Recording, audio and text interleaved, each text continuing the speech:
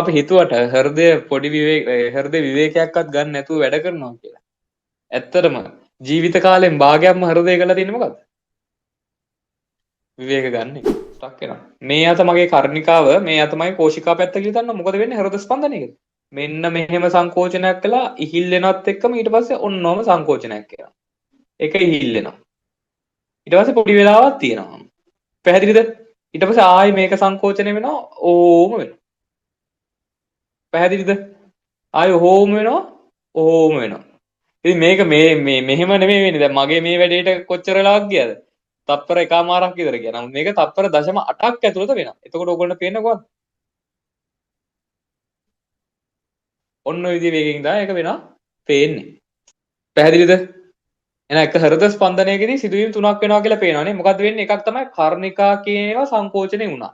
ඒක ඉහිල් වෙන එක අපිට පේන්නේ නැහැ. ඒකත් එක්ක මොකද හේතුව? ඒකත් එක්ක කෝෂිකා ආකුංච වීම සිද්ධ වෙනවා කොහොම. හරි? පැහැදිලිද? එහෙනම් දෙවෙනි සිදුවීම තමයි කෝෂිකා ආකුංච වෙන එක. ඊට පස්සේ යා ඉහිල් වෙනවත් එක්කම ඒ වෙලාවේ බලද්දී ඒ වෙලාව ස්ක්‍රීන්ෂොට් එකක් ගැහුවොත් මොකද වෙන්නේ? අපිට පේනවා කර්ණිකාවයි කෝෂිකා කියන දෙකම මේ වෙද්දි ඉහිල් වෙලා තියෙන්නේ. එහෙනම් මුළු හෘදයම පූර්ණ වශයෙන්ම මොකද වෙලා තියෙන්නේ? විස්තාර වෙලා තමයි තියෙන්නේ. තේරුණාද? රිලැක්ස් වෙලා තමයි තියෙන්නේ. තේරුණාද? එහෙනම් අපි කියන එක පූර්ණ විස්තාරය කියලා. පැහැදිලිද?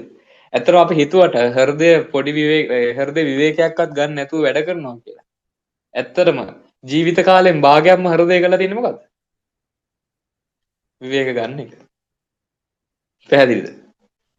ඒ හින්දායි මම කියන්නේ ඕගොල්ලන්ටත්. එහෙම මැරීගෙන වැඩ කරන්න ඕනේ නැහැ. ස්මාර්ට් විදියට වැඩ කරන්න. හෘදයත් එහෙමනේ. හෘදය දිහා දැක්කම හිතෙන්නේ මොකද අම්බාරට වැඩ කරනවා කියලා හිතෙන්නේ නේ. හෘදය දිහා දැක්කම හරි අනුකම්පා හිතෙනවා. නමුත් හෘදය තමන්ගේ ජීවිත කාලේ අවුරුදු 70ක් නම් ඒ අවුරුදු 70 අවුරුදු 35ම මොකද කරලා තියෙන්නේ? විවේකයක් තමයි අරන් තියෙන්නේ. තේරුණාද? අන්න හෘදය වගේ කෙනෙක් වෙන්න පුළුවන් නේද? එතකොට මම ඔයගොල්ලන්ටත් කියන්නේ ඒකයි ප්‍රොඩක්ටිව් වෙන්න නම් මොකද ඵලදායී වෙන්න නම් ඔයගොල්ලෝ අනිවාර්යයෙන්ම වැඩ කරන ප්‍රමාණයට සාපේක්ෂව විවේකයක් ගන්නත් ඕනේ. පැහැදිලිද? ඒක මතක තියාගන්න. එහෙනම් මම විශේෂයෙන්ම කියනවා පැය 6කවත් හොඳ නිින්දක් ගන්න ඕනේ මේ වෙද්දි. හරි? මොකද මේ අන්තිම අවුරුද්ද අන්තිම මාස කිහිපය වැඩ තියෙනවා තමයි තොගයක්. ඒ වැඩ තොගේ පුළුවන් තරම් කොයි වෙලාවද කරන්න ඕනේ? දවල් කාලය ඇතුළත කරගෙන ඉවර කරන්න. පැහැදිලිද? ඒකට ආය රෑ වලින් වාගේ නිදා ගන්න වෙලාවෙන් අල්ලන්න යන්න එපා.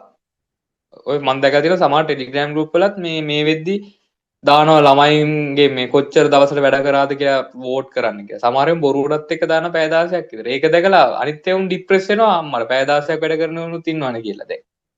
ඒ ඕන එකේ ඕන විදිහට වැඩ කරපු දෙයින් හැබැයි මෙහෙමයි දැන් ඕගොල්ලෝ වැඩ කරන විදිහට ඕගොල්ලෝ ලකුණු වෙන්නේ නැහැ කියන්නේ වැඩ කරන විදිහ අවුල්. හරි? හැබැයි ඒකේ තේරුම ඕගොල්ලෝ තව වැඩිපුර වෙලාවක් වැඩ කරනවා කියන එක නෙමෙයි. හොඳ ඒකත් මතක තියාගන්න. මොකක්ද ඒකේ තේරුම? ඔයා වැඩ කරන විදිහේ සමහරට පොඩි වෙනසක් කරන්න ඕනේ වෙයි. ඒකේ අනිවාර්ය තේරුම වැඩ කරන කාලය වැඩි කරන්න ඕනේ කියන එක නෙමෙයි. හැබැයි මෙහෙමයි. පැය දෙකක් විතරක් දවසට වැඩ කරන එක කියනම් විශේෂයෙන් වෙන්න ඕනේ පියවර මොකද්ද?